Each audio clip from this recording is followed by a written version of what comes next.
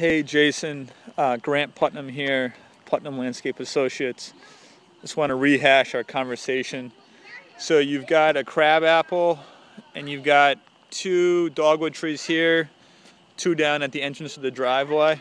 The dogwood trees get anthracnose disease and the crabapple, gets apple rust. So you can typically treat those with 3 fungicides in the spring, okay? There needs some spring seeding along the edge of the Belgian block. You can see that's where it gets beat up from the heat stress of the summer. So that would be a good suggestion. And then obviously some of the bare areas where there's less sunlight along the edges of the property could use seeding. And the backyard where you get less sunlight obviously would be another spot. And for example, there's little spots here throughout the lawn that could use some reseeding. I went through some of the names of all the plants here, but like I did mention, some of the important things is that you'd probably want to trim these spruce trees this year. I would bring in like I said, we don't do big tree trimming, and it's going to be more cost effective to have a guy come in with a bucket truck, because it's bucket truck accessible from parking the driveway and trimming up some of these trees. So I could recommend someone that we recommend all the time. They could clean up the sucker growth on some of your shade trees. Okay, and then possibly even trim back some of the huge branches on that birch tree that are susceptible to getting more storm damage. Okay, mulching hasn't been done here for a couple of seasons. It's down to bare dirt. So like we mentioned, you could leave it like that. You just have to deal with more weeds. We could spray a pre-emergent weed control in here, which will help. But obviously, if you have mulch, you're going to cut down on your weeding time. It might be a little more cost effective. All right, it is quite a bit of mulch in this property, and again, it hasn't been done in a while, so you need quite a few yards. I'll be able to take a look around and see how many yards you're going to need. A lot of boxwood. Some of them are infected with leaf miner. We always trim the boxwoods twice a year. That's what keeps them nice and formed, like kind of what they are now. You've got ice dance carex here, which usually just clip off the top third of the perennial, but they are evergreen perennials, one of the few.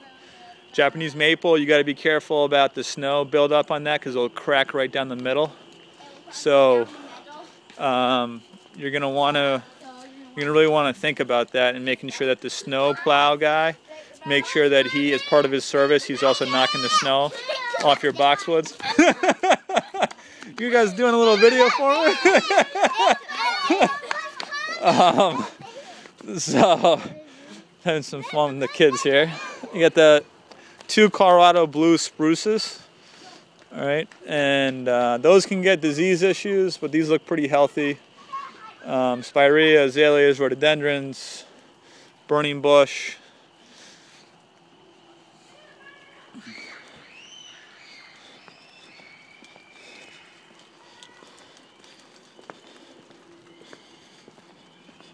Astilbe, you got some astilbe right there.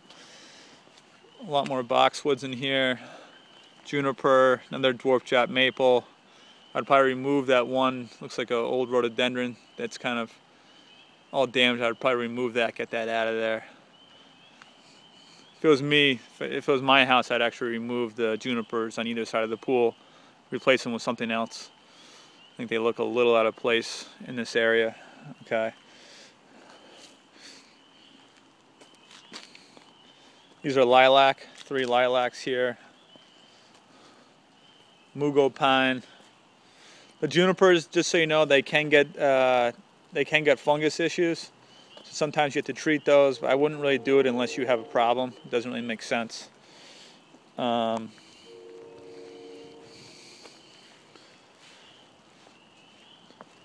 hornbeam trees. Weeping cherry, that has to be treated with the imidacloprid systemic treatment. Same time the hemlocks got treated. There's some hemlocks behind the pool. Weeping cherry. There's a lot of boxwoods around here. Those all have to be treated with the same treatment, systemic treatment in spring with the imidacloprid.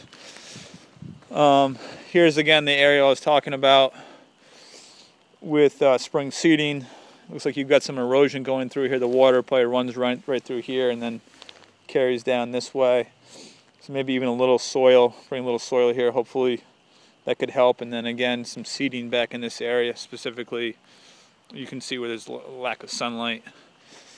So kind of the back side of this house, you could definitely end up using some seeding, spring seeding. Red dogwood trees,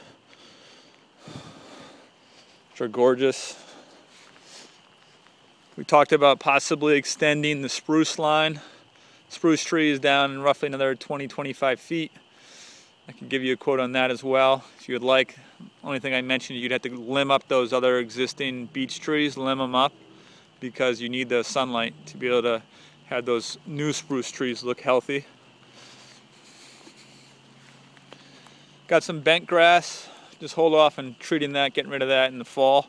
But just you want to get rid of that because that will spread.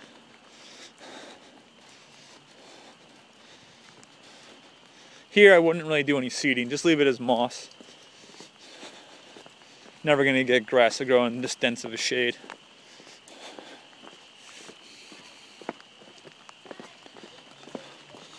So that's it. I'll send everything over to you and we'll take it from there. Thank you.